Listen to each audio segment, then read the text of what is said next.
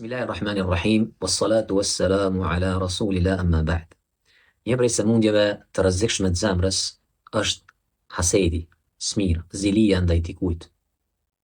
E kjo mund të ndodhë mes njerëzve të afërt ose njerëzve të njëjtit nivel, ku nuk mundet me duru mirësinë që Allah subhanahu wa taala ja ka dhënë dikujt ose suksesin e dikujt. Dhe kjo është një prej tyreve më të rrezikshme ku shejtani mundohet me të dëpërtu tek zemra e njeriu që ta fos këtë sëmundje cilësi të urryme, që ta shkatërroj atë. Andaj Allah subhanahu wa taala tha, a mos u kanë zili njerëzve për atë që Allah subhanahu wa taala ju ka dhënë nga mirësia e tij? Po ashtu ishte porosia e pejgamberit sallallahu alaihi wasallam që të ruhemi nga kjo. Andaj tha, mos keni hased me njëri tjetrin. Hasedi është i rrezikshëm, është i padrejtë, është zjarr që djeg, dhe më harron se kjo është se hasedi fillon me pronarin e saj. Së pari godet atë, duke largu qetësinë nga zemra e tij, duke shkatërru zemrën e tij, duke u preokupu me gjëra të cilat nuk ka dobi nga ajo. Dhe kështu edhe harron veten, e harron edhe mirësitë që Allah subhanahu wa taala e ka dhënë atij. Dhe kështu bëhet njëri i rënd për njerëzit, jo i dashur, e që bejsa edhe tek Allah subhanahu wa taala. Andaj Ibn Qayyimi, Allah mëshiroft, tha, ai i cili mban hased është armik i mirësive të Allahut subhanahu wa taala dhe robëve të tij. Zemra e tij nuk mund të jetë e qetë. Andaj Muawiya bin Abi Sufjan tha, të gjithë njerëzit mundem i kënaq, përveç atij i cili ka hased ndaj një mirësie, sepse ai nuk kënaqet vetëm me largimin e kësaj mirësisë. Andaj njeriu përmes kësaj smundje fiksohet në një çështje në këtë mirësi dhe nuk kënaqet ndryshe vetëm nëse e sheh që është largu nga kjo mirësi nga ai. Andaj, duhet të largohemi nga kjo smundje. Dhe kjo nuk është vetëm në pasuri, kjo është edhe në gjëra tjera. Është në dije. Për shembull, dikush mund të memorizoj Kur'anin. Allahu ja ka dhënë këtë mirësi, pastaj dikush të ketë hasedat. Pse ai tash nuk e ka këtë mirësi?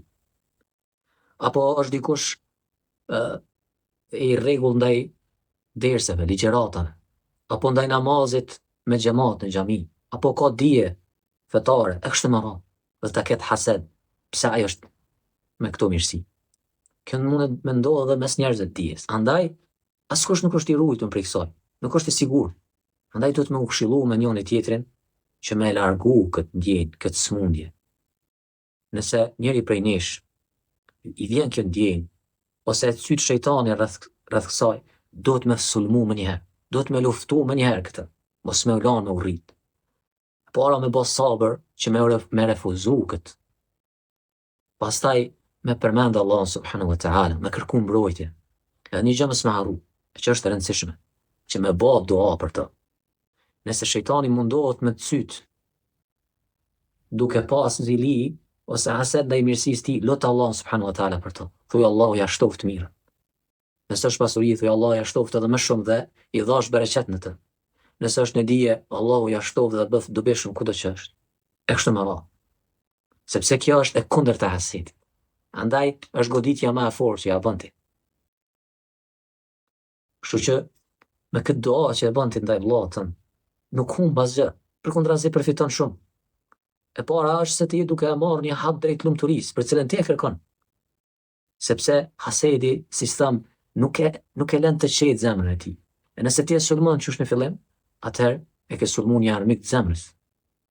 Andaj zemra jote do të jetë e qetë. E pastaj, me këtë dua që e bën për vllaun tënd, me laç që të luten edhe për ty, thonë amin, e njëjta qoftë edhe për ty. A nuk ka mirësi më të madhe se kjo? Andaj, duhet me u sulmu më njëherë kjo smundje dhe mos me u lanë me u rrit. Nuk duhet me lanë hasedin që me ta djeg zemrën, me ta djeg imanin dhe lumturinë tonë.